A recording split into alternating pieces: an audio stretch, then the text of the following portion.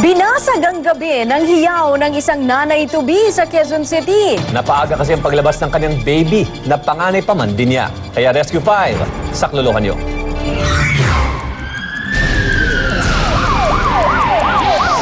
Painaanak niyo na po yan?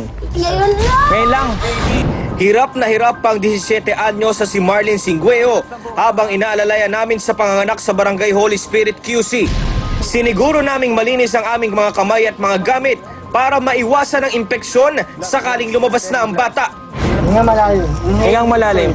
Inhale, exhale. Kapa mo na, nakakapa mo na. Ma'am, nakakapa na natin yung ulo ha. Malapit na ma'am. Sige lang. Konti pa ma'am, konti pa. Inhale, exhale lang ha. Dahil una niya itong panganganak, naging mahirap para kay Marlene ang sitwasyon. 1, 2, 3. Dahil hindi pa niya kabuanan, nagdesisyon kaming dalhin na sa ospital si Marlene. 7 months lang yung baby nila, premature.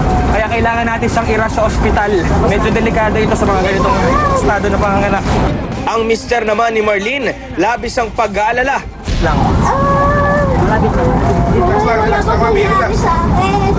Pagdating sa ospital, agad inasikaso ng mga doktor si Marlene. Nagsilang siya ng sanggol na lalaki. Pero dahil premature o kulang sa buwan, kinailangan itong ilagay sa incubator. Jeff Caparas, Rescue 5. Ulitin po namin sa anumang insidente. Tumawag agad sa Rescue 5 hotline sa numerong 922-5155. Dalang Rescue 5 mula aksidente sa kalsada hanggang sa bahay mo. Aaksyonan, ora mismo. Samantala, isang kasambahay sa Quezon City ang hinihinalang na biktima ng budol-budol gang. Yan po ay matapos niyang tangayin ang pera, alahas at laptop ng kanyang amo. Sa CCTV ng condominium kung saan nakatira ang amo, makikitang bago ito tuluyang umalis ng gusali ay may kausap siya sa cellphone. Kwento ng kanyang amo, tumawag daw ang kasambahay sa kanyang shop ng motor para ipaalam na naaksidente raw siya. Mula nung mangyari ang insidente nung Martes, hindi pa po nagpapakita ang kasambahay. Suspendido na ang driver ng Philippine National Railways na sangkot sa aksidente sa Camarines Sur kanina na ikinamatay ng 5 tao. Lumalabas naman sa report na naka-earphones daw ang driver nang nakasalpukan itong tricycle kaya hindi raw narinig ang pagbusina ng tren. Hindi na nakadating pa sa eskwelahan ang tricycle na ito. Nasakayang may 15 estudyante at isa nilang guro. Mag-aalas 7 kanina umaga, sinalpok ng tren na biyaheng Bicol ang papatawid na tricycle. Dead on the spot ang 3 pasahero, habang sa ospital na binawian ng buhay ang 2 iba pa. Sugatan naman ang 12. Base sa investigasyon, papalapit na sa Irigas Station ang tren nang mapansin ng driver ang papatawid na tricycle. Sinubukan pa raw na bumusina ng driver ng tren at pabagalit ang takbo nito. Pero huli na. Nagpwestang tumawid po yung tricycle sa railroad. But it so happened po, kinulang po siya ng pagtansya, kaya inabot po yung nasabing tricycle. Pero depensa ng PNR, walang barrier at signage sa lugar dahil hindi naman daw ito kasama sa may 250 legal na crossing sa bansa. Sinisinyasan na siya na tumigil at wag nang tumuloy. And tinuloy pa rin niya, trying to beat the train on the level crossing. Sinubukan pa raw ng mga tao na senyasan ng driver, pero hindi raw ito narinig dahil nakasuot daw siya ng earphones. Sinuspende na ng PNR ang kanilang driver habang inimbestigahan ang aksidente. Magpapaabot din daw ng tulong ang PNR sa mga biktima. To the rescue naman ang Pilipinas sa nanganganib na ekonomiya ng Greece at iba pang bansa sa Europa. $1 bilyong po ang ating ipapautang, pero hindi pa man naibibigay ang pera, meron na ang mga umaalma. Baon sa utang ang Pilipinas. Nitong 2012, 4.9 trillion pesos ang utang natin. Kung susumahin daw kada Pinoy, may personal loan ng 30,000 pesos. Pati nga raw mga hindi pa naipapanganak. Damay sa utang dahil taon-taon nagkaka-interes ito. Pero sa pagka-bankrupt ng bansang Greece, magiging galante raw tayo at magpapautang ng $1 bilyong o 43 billion peso sa IMF. Baka raw kasi magsara ng tuluyan ng mga kumpanya roon at nadamay ang mahigit 50,000 OFW sa Greece. If we are not able to prevent the fire from coming to the US, to Europe, to Africa, Middle East, etc., then the fire would spread out. Okay? Now, ikaw, malayo ka, pero po pwede ka rin maapektuhan. $470 billion ang pondong kailangan para maisalba hindi lang ang ekonomiya ng Greece, kundi ang ilan pang bansa sa Europa. Pero ayon sa Freedom from Debt Coalition, hindi raw ang pagpapautang ang solusyon. Palakasin natin ang ating ekonomiya. Hindi ba tayo naaalarma nung 9 million ng ating mga kababayan nagtatrabaho na sa labas ng bansa? Malayo rin daw ang mararating ng $1 bilyong o 43 billion pesos. Base sa News 5 research, 143,000 low-cost housing na ang pwedeng maipatayo.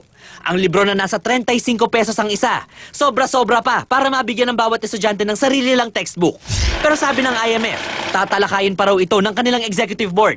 Kung ang palasyo naman ang tatanungin, dapat pa raw tayong matuwa dahil imbes na mangutang, tayo pang nagpapautang ngayon. Gerard de la Peña, News 5. Kumusta naman natin ang lagay ng panahon ngayong weekend mula kay Leah Cruz. Leah, will it be sunny this weekend?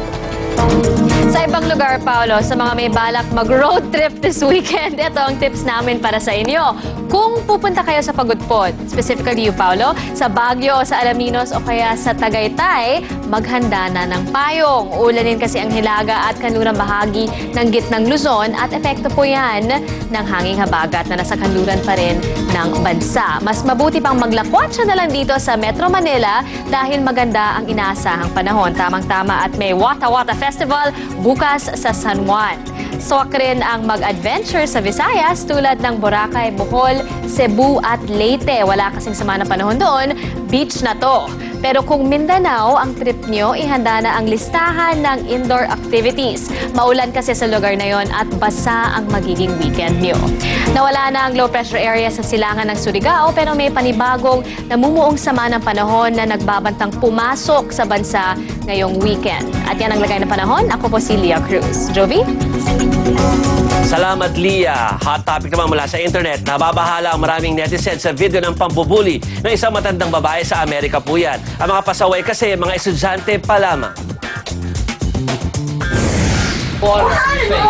Mabilis na kumalat sa internet ang video ng isang matandang babae sa Amerika na binubuli ng kanyang mga kasama sa bus. Ang mga nang-aapi, hindi mga matatanda, kundi mga batang estudyante. Oh my God, you're so fat. Dude, put this plastic back on. Looking at your face. Dahil sa sunod-sunod na mura at insulto mula sa 4 na bata, hindi napigilan ang bus monitor na si Karen Klein na umiyak. Why is there water on your face? You just touched sweat. Pinaglaroan pa nila ang tenga ni Klein, pati na ang kanyang braso. Noong una, dead pa lang ang matanda, pero nang hindi na niya ito makayanan, Unless you have something nice to say, don't say anything else. nasa mahigit 3 million na ang views ng video. Halos lahat, binabatikos ang ginawa ng mga bata. Nangako rin ng eskwelahan na paparusahan sila. Nagsorry na rin daw ang 3 sa 4 na bata na nasa video. I want them to make sure that they never do this again to anybody. I would like them to be at least kept off the bus for a year.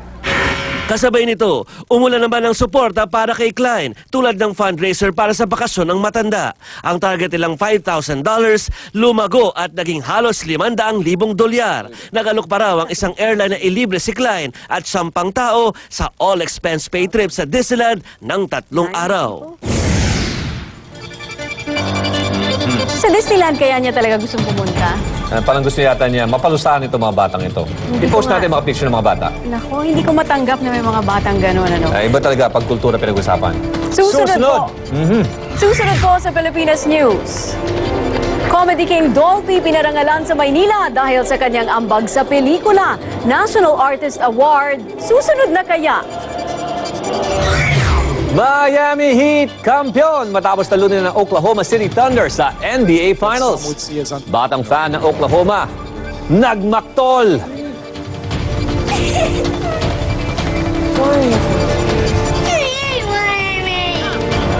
At kilalanin ang parot na kaya gumain ng higit 50 klase ng tunog. At iba pang balita sa pagbabalik ng Pilipinas.